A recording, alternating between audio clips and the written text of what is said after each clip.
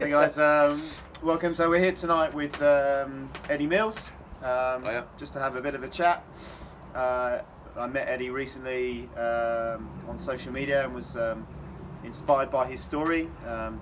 Eddie heads up the OliMC2C Foundation, who raised some great money for a great cause. So nice to meet you, mate. Yeah, good to see you. Yeah. Nice to meet you face to face. I know, yeah. Do you want to talk a little bit about your story and your brother and how the OliMC2C Foundation got set up? Yeah, absolutely. So, so Ollie was my brother, my younger brother. We both went to Verulam School, which is where the kind of St Albans and the Verulam connection comes from. Yeah. We were 6 years apart, so my last year was kind of Ollie's first year. And he started to become kind of unwell when he was around 18 years old. Okay. And we didn't quite know what was going on, and he got taken into hospital, and unfortunately he was misdiagnosed. So for the next kind of 5 or 6 months he was back at Verulam, which typified his kind of character, and trying to do his A-levels and back into his studies, but we could tell something wasn't quite right.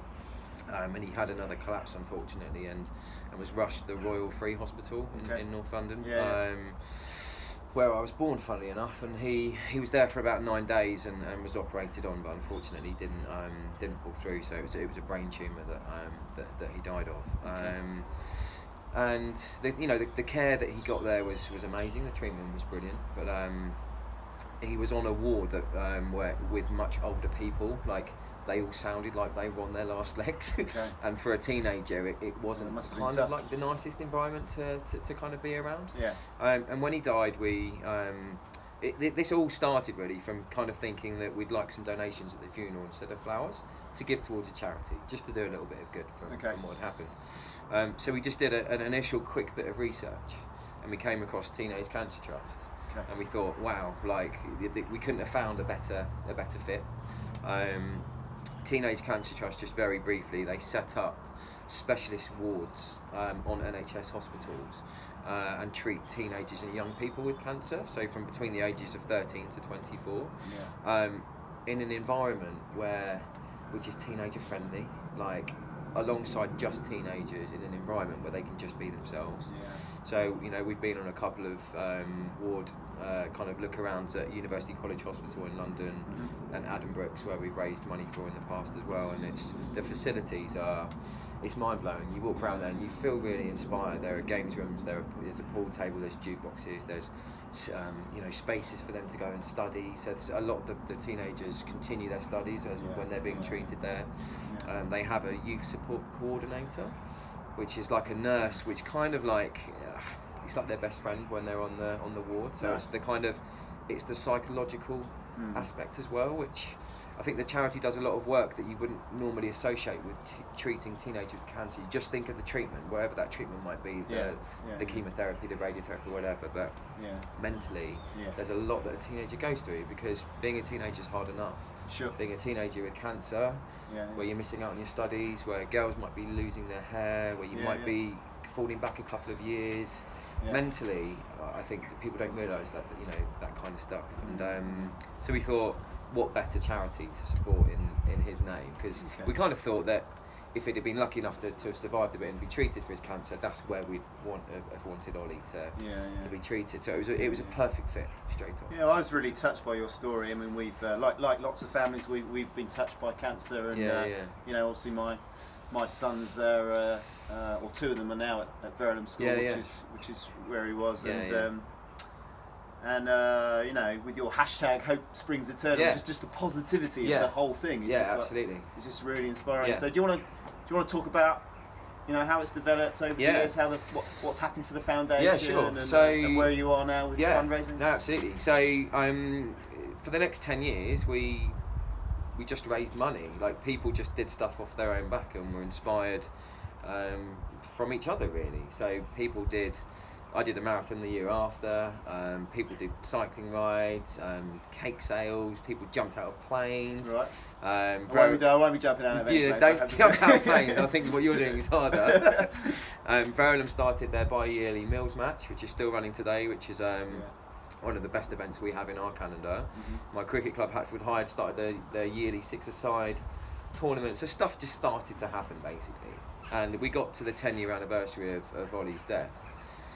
And we kind of thought, well, how much have we raised? And we didn't know, because people would send in checks and money would go in from different sources, and we'd kind of kept a little bit of a tally. So I did a lot of work with the charity to actually kind of like work backwards and get to a total that we could kind of communicate the anniversary, and it was £107,000, which is pretty mind-blowing. We were like, wow, that's amazing. So 100 grand over 10 years, so about 10 grand a year. With no effort, with no coordination. A bit of effort, but no coordination. Okay. Just raising money in Ollie's memory, which says a lot about Ollie as much as it does about the charity, I think. You've got some amazing targets now, right? Yeah, we've got some incredible targets. So talk a little bit about that. So we used the 10-year anniversary to set up the Ollie Mills Foundation, because we kind of thought we could either let this trickle off and there are other great causes to support, and that's just life, or we could create a community and identity around people's fundraising efforts, and we could use the anniversary to really kick on.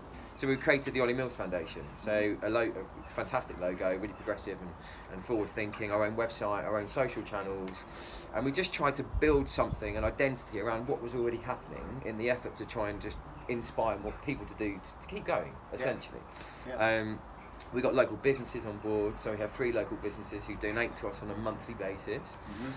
We went out, we got some fantastic press, and madly set ourselves the target of raising £1 million overall. So like using 100,000 as a base and then trying to raise $1 million. So where are you now?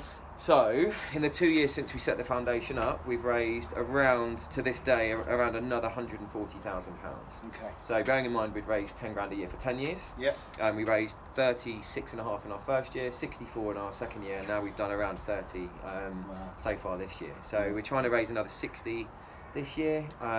So, in about 3 or 4 weeks, we'd have hit £250,000 raised in Ollie's memory. And just to kind of put that in context for people, that gets a cancer nurse for God blimey, now you're asking me questions. A couple of years or something like that. Yeah, so like God, even just £25 gives a teenager access to a nurse for a period of time. To give some context, we try and raise money for specific outcomes within the charity, which it doesn't just go into the charity's kind of like bank of money. So in year 1 we raised just enough to fund a full year's salary of a youth support coordinator in Addenbrooke's for a whole year, which that's amazing. That's incredible. This year we're raising money for the education and awareness appeal and for a programme called Mates Matter. Okay. So they have a great education and awareness team where they go into secondary schools and they raise awareness of cancer within teenagers, and they educate people around.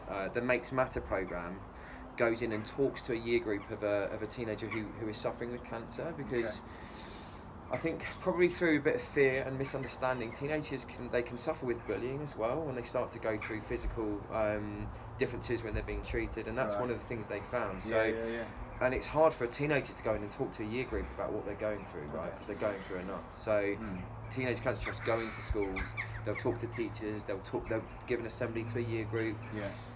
I think it just helps take some of the unknown and the fear around the disease, and when you're spreading awareness around symptoms and stuff, that can really help with the diagnosis as well, because if more teenagers know what to look out for, they might go to the doctor quicker, and that all has a knock-on effect down the line. So we try and raise money each year for something in particular that we can update our supporters with, basically. Cool.